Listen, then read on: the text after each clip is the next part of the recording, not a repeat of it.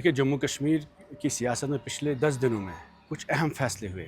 सबसे बड़ा मसला जो जम्मू कश्मीर में इस वक्त दरपेश हुआ कि सिराजुल उलूम जो शुपियन में एक इंस्टीट्यूशन है और अवामी इंस्टीट्यूशन है, जिसका सबसे ज़्यादा कंट्रीब्यूशन जनूबी कश्मीर में है, तालीम के हवाले से, तरबियत के हवाले से, दीनी तालीम के हवाले से। एक ऐसे इंस्टीट्यूशन को बैन किया गया यूएपीए में, और जम्मू कश्मीर की सरकार टस से मस नहीं है, ना इस मुद्दे पे बात की गई। और इस मुद्दे पर मजम्मत तो दूर है, ये इंस्टीट्यूशन न सिर्फ स्कूल डिपार्टमेंट में रजिस्टर है, बल्कि हायर एजुकेशन में कश्मीर यूनिवर्सिटी में इसका डिग्री कॉलेज रजिस्टर है। ये इतना अहम इंस्टीट्यूशन है जैसे जामिया मिल्लिया इस्लामिया एक वक्त होता था, अलीगढ़ मुस्लिम यूनिवर्सिटी एक वक्त होती थी। इस मुद्दे को डाइवर्ट करने के लिए अचानक 8 महीना पुराना एक मुद्दा उठाया जाता है राज्यसभा इलेक्शंस के हवाले से, जबकि आज इलेक्शन नहीं है और इलेक्शन को हुए 8 महीने हुए हैं। और इतना ही नहीं, उसने नेशनल कॉन्फ्रेंस में 3 राज्यसभा की सीटें जीती है। आज इनके पास 6 एमएलए है, 6 एमपीज़ है।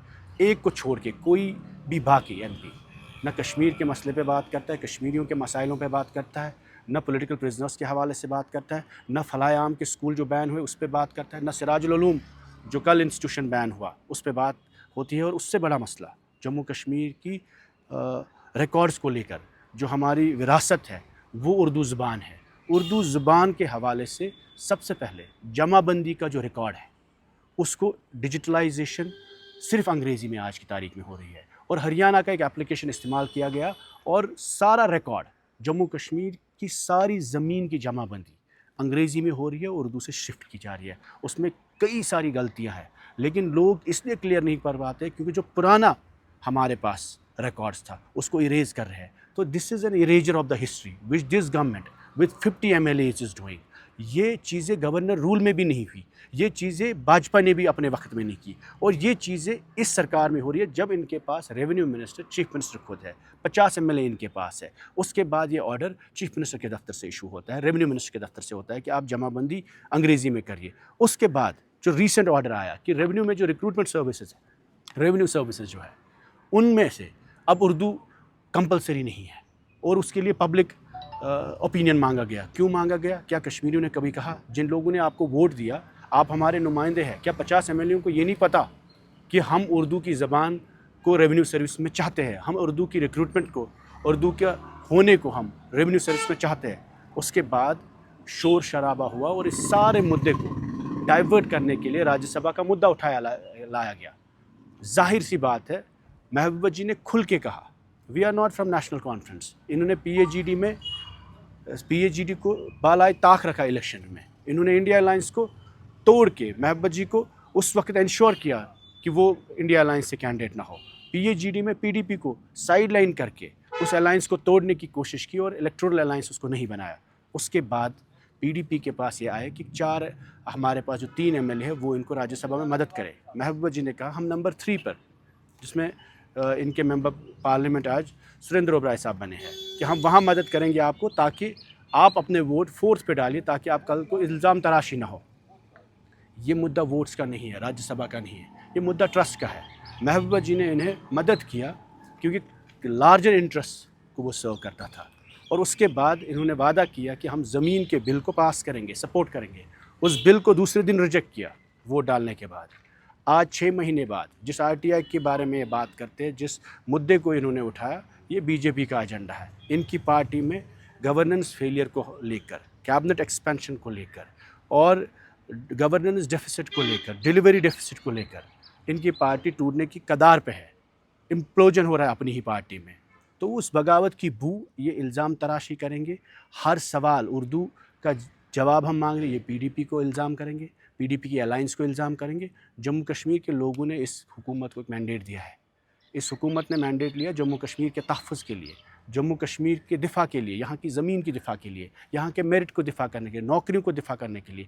21,000 नौकरियाँ आउटसोर्स की गई, बाहर की कंपनीज़ लाई गई, किसकी इजाज़त पे? और इन्होंने कहा हम 1 लाख नौजवानों को रोज़गार देंगे। क्या ये सवाल अपोजिशन का जायज़ नहीं है? क्या अपोजिशन जब ये सवाल उमर अब्दुल्ला साहब से करे या इनकी हुकूमत से करे तो क्या हमारा काम नहीं इनको duty bound banana?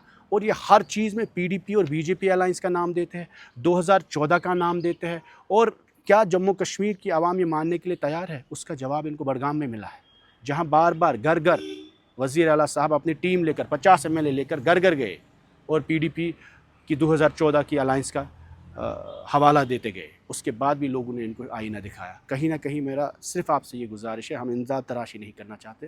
This is a most crucial time and this mandate has been given by the people of Jammu and Kashmir. اور نیشنل کانفرنس کے ورکروں نے نہیں دیا ہے, یہ قوم کا مینڈیٹ ہے. یہ ان لوگوں کا مینڈیٹ ہے جنہوں نے کبھی ووٹ نہیں ڈالے, جنہوں نے بائیکاٹ کیے. ان لوگوں کا مینڈیٹ ہے جن کو آج امپلائیز کو ٹرمینیٹ کیا جا رہا ہے. یہ ان لوگوں کا مینڈیٹ ہے جن کے مکان اٹیچ ہو رہے ہیں. یہ ان لوگوں کا مینڈیٹ ہے جن کے بچے آج بھی جیل میں ہیں. اور یہ ان لوگوں نے مینڈیٹ دیا عمر صاحب کو جو اوپن میرٹ کے لیے آج ریشنلائزیشن مانگ رہے ہیں یا جو بے روزگار ہے. ان کے سوال کرنا ہمارا کام ہے. اور اس کے بعد نیشنل کانفرنس کو جس چیز کے لیے مینڈیٹ دیا گیا ان چیزوں پر یہ ڈیلیور کرے, کھڑے اترے. اس کے بعد اگر ان سب مسئلوں کو ان کو لگتا ہے کہ ان سب مسئلوں کا ڈائیورژن یہ 2014 کی الائنس سے نکال سکتے, شاید ان کی غلط فہمی ہوگی. یا اگر ان کو یہ لگتا ہے کہ PDP کو الزام تراشی کرنے سے ہماری گورننس ڈیفیسٹ یا ان کا جو ویکیوم ہے یا پارٹی کا امپلوژن جو ہے وہ شاید حل ہوگا, تو مجھے لگتا ہے یہ بہت غلط فہمی میں رہ رہے ہیں. There are much pressing issues that the government needs to address. شکریہ. دھوکہ کون دے رہا ہے لوگوں کو؟ دیکھیے, نیشنل کانفرنس نے ایک بہت بڑا مینڈیٹ لیا ہے. اگر آپ میڈیا پالیسی کے حوالے سے ہی دیکھیں, کیا ریویو کی گئی؟ انہوں نے ریزرویشن کی پالیسی کو ریویو کرنے کا وعدہ کیا گیا. 300 روپیہ جہاں بجلی کا بل آتا تھا آج 3000 روپیہ آتا ہے. انہوں نے کہا واٹر پروجیکٹس کو واپس دیں گے. 2 نئے پروجیکٹس NHPC کو دیے. اور اس طریقے میں جموں کشمیر کی عوام دیکھیے, 370 کا ریزولوشن ہوا, PDP نے لایا. زمین کا بل PDP نے انیشیٹ کیا. ڈیلی ویجز کا بل PDP نے انیشیٹ کیا. یونیورسٹی کا بل PDP نے انیشیٹ کیا. ڈسٹرکٹس اور ڈویژنس PDP نے انیشیٹ کیا. ہر مدعے پہ انیشیٹو PDP کا ہے. اس کے بعد یہ فالو اپ کرتے ہیں. ڈائلیوٹ کیا 370 کا ریزولوشن, ڈائلیوٹ کیا لینڈ بل کو, ڈائلیوٹ کیا ڈیلی ویجز کے مدعے کو. ہم صرف ان کو یہ بتانا چاہتے ہیں کہ یہ مدعا اہم ہے اور یہ کروشل ٹائم ہے. آپ اس چیز میں نہ پھنسے, الزام تراشی میں, یا 2014 اور 15 اور 16 میں. آپ کے سامنے ایک بہت بڑی ذمہ داری ہے. 50 MLA شاید ہسٹوریکلی کسی پارٹی کو یہاں ملے, اور آپ اپنے مینیفیسٹو کو امپلیمنٹ کریں. شکریہ.